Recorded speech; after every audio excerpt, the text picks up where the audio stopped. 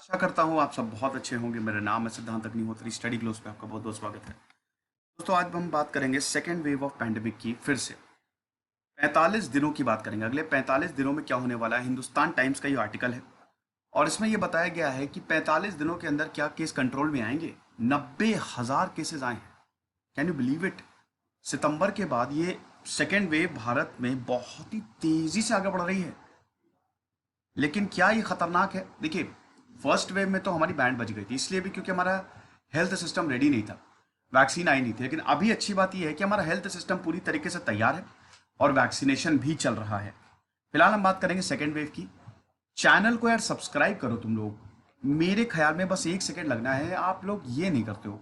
अच्छा नहीं लगता है, क्योंकि जब मैं एनालिटिक्स देखता हूँ 50 से 60% लोग दे डोंट सब्सक्राइब। ऐसा मत करो यार। इंस्टा पे मैं आ गया हूँ, मुझे आप यहाँ पे फॉलो कर सकते हैं। पीपीटी में कुछ खास है नहीं, डिजिटल बोर्ड की क्लासेस मैं 3-4 दिन से शुरू कर दूंगा, तो आप ये ऑडियो आर्टिकल की तरह सुन लीजिए। कोविड केसेस की बात करें तो भारत में सेकेंड वेव चल रही है। 10,000 से कम केसेस आ रहे थे, लेकिन अब 90,000 से केसेस ज़्यादा आ रहे हैं। अभी कल 90,000, 70,000, 60,000 बहुत ज़्यादा भारत में आने लगे। यूरोप में थर्ड वेव चल रही है, भारत में सेकेंड वेव है। टोटल अभी बात करें तो 1,20,00,000 से ज़्यादा भारत में केसेस आ चुके हैं। बहुत बड़ा आंकड़ा है। महाराष्ट्र में सबसे ज़्यादा आ रहे हैं, उत्तर प्रदेश में भी अब आ रहे हैं।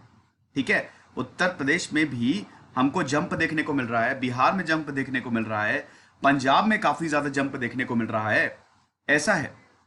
डेथ्स की बात करें तो डेथ इतनी ज़्यादा नहीं हो रही, लेकिन फिर भी ठीक है। तो ये सब है, सेकेंड वेव चल रही है। लेकिन वही है कि आगे क्या होगा, 3 चीज़ें हमको ध्यान में रखनी है और ये आप पहली वेव से जोड़ के देखिएगा। पहला तो एक है कि भारत दूसरे वेव के चपेट में आ गया है। पूरी तरीके से ऑफिशियल हो गया ये कि इंडिया में अब सेकेंड वेव चल रही है। हम लोग को अपनी ही नजर लगे, लोग बहुत बोल रहे थे भारत सेकेंड वेव से बच गया, मैं भी बोल रहा था, चालू हो गई। दूसरी चीज ये है कि महाराष्ट्र में सबसे ज्यादा केसेस आ रहे हैं। 65% केसेस अकेले महाराष्ट्र में आ रहे हैं डेली, 60 से 65%। बाकी 35% ऑल ओवर इंडिया से आ रहे हैं। ऐसा है। ठीक है, अब देखिए, महाराष्ट्र सरकार एक्सेप्ट करे या ना करे, लेकिन वहां पे जो भारत में नया म्यूटेशन हुआ है वो वहां एक्टिव है।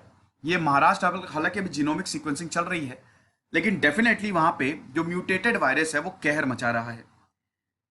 तीसरी चीज वही है कि जो नया वेरिएंट है वो इन्फेक्शन को आगे बढ़ा रहा है। यही है, यही इसीलिए तो केसेस बहुत ज्यादा एकदम से आने लगे। लेकिन महाराष्ट्र में धीमे धीमे हर्ड इम्यूनिटी आ रही है।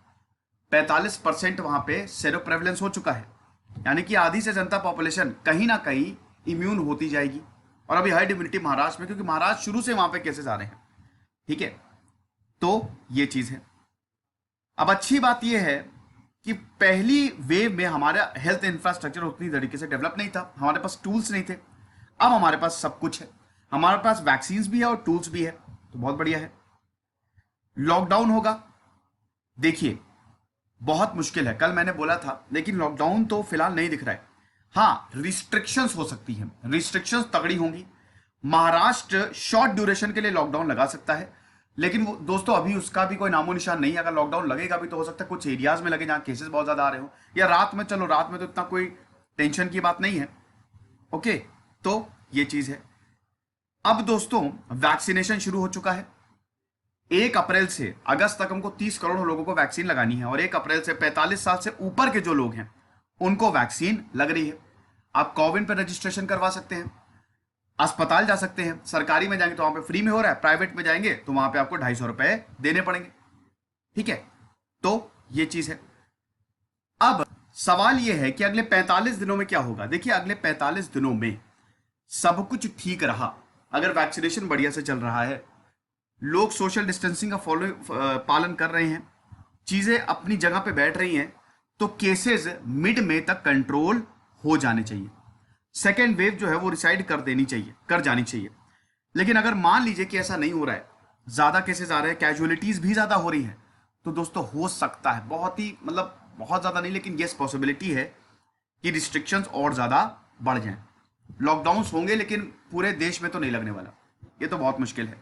कुछ पार्ट्स में लगे तो लगे, लेकिन यस रिस्ट्रिक्शंस लग जाए। मेरा मानना यह है कि अगले 45 दिनों में केसेस कंट्रोल में होंगे, केसेस कंट्रोल में आएंगे, क्योंकि वैक्सीनेशन चल ही रहा है।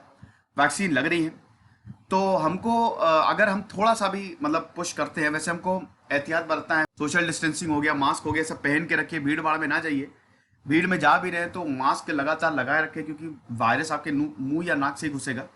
तो अगर हम ये चीजें कर रहे हैं तो 45 दिनों में कंट्रोल, 45 दिनों से पहले ही शायद कंट्रोल हो जाए। लेकिन अगर हम एहतियात नहीं बरत रहे हैं और बहुत ज्यादा, अब देखिए ये बोला जा रहा है कि त्योहारों में केसेस बढ़ते हैं, हाँ त्योहारों में केसेस बढ़ते हैं, लेकिन जब क्या चुनाव रैलीज में केस नहीं बढ़ते हैं? आप रैली में देख रहे हैं भर भर के लोग आ रहे हैं, आधे से ज्यादा केसेस तो वहीं से आ रहे होंगे। तो ये पॉलिटिकल पार्टी जो है ना, ये अपना कुछ नहीं छोड़ना चाहती है, ठीक है। तो इसीलिए कि अब यहां पे जिम्मेदारी बनती है सबकी, लीडर्स भी बोले, सामने या लीडर्स बोले कि देखिए आप बिल्कुल घर में रहिए, बिना बात के बाहर मत निकलिए, काम हो तभी बाहर जाए, बाहर जा रहे तो एहतियात बरत के चाहिए। पॉलिटिकल रैलीज जो हो रही है उसको फिलहाल कम करने की ज़रूरत है, और ये सारी चीज़ें हैं। 45 दिनों में केसेस कंट्रोल में आ जाने चाहिए। हालांकि आर्टिकल में तो बहुत ही ऐसा वेग सा लेके छोड़ा है कि अभी कुछ कह नहीं सकते, 45 दिनों में अगर सब कुछ सही हुआ तभी। लेकिन दोस्तों भारत में सब कुछ, अच्छी बात है कि सब कुछ सही हो रहा है, वैक्सीनेशन प्रोग्राम बिल्कुल टाइम पे चल रहा है, टूल्स हमारे पास है निपटने के लिए। तो 45 दिनों के अंदर केसेस वैसे तो कंट्रोल में आ जाने चाहिए, लेकिन अगर हम बहुत ज्यादा एहतियात नहीं बरतेंगे, हम लापरवाही बरतेंगे इसके प्रति, तब केसेस बढ़ेंगे ही बढ़ेंगे और रिस्ट्रिक्शंस और ज्यादा होंगी। तो मेरी अपील यही होगी कि थोड़ा सा ध्यान रखें इस चीज को लेकर। 1 अप्रैल से चीजें बदलेंगी, क्योंकि इस फेज में कोरोना वायरस से जो लड़ाई है वो हमारे ही हाथों में है। वैसे भी शुरू से ही हमारे हाथों में थी, लेकिन अब और ज्यादा होगी क्योंकि अब वैक्सीनेशन चल रहा है। बहुत लोगों को, अच्छा बहुत लोग ये सोच रहे हैं कि वैक्सीन लगवा ली तुरंत ही उनकी एंटीबॉडीज डेवलप हो जाएगी। भैया ऐसा नहीं है, वैक्सीन लगवाने के बाद 1 से 1.5 महीने लगते हैं। इनफैक्ट वैक्सीन लगाने के बाद भी आपको वायरस पकड़ सकता है। तो इसका बिल्कुल ये मत समझे कि एक बार वैक्सीन चली गई अंदर तो सब बढ़िया है, ठीक है। 2 डोजेज लगेंगे, अभी आप पहली डोजेज लगवा रहे हैं तो 1 से 2 महीना वेट करिए, और तब भी आप जब तक 2 डोजेज नहीं लग जाए तब तक बिल्कुल शांत रहें, ओके। ये है, खुश रहिए, पढ़ते रहिए। जैसे सिद्धांत अग्निहोत्री साइनिंग।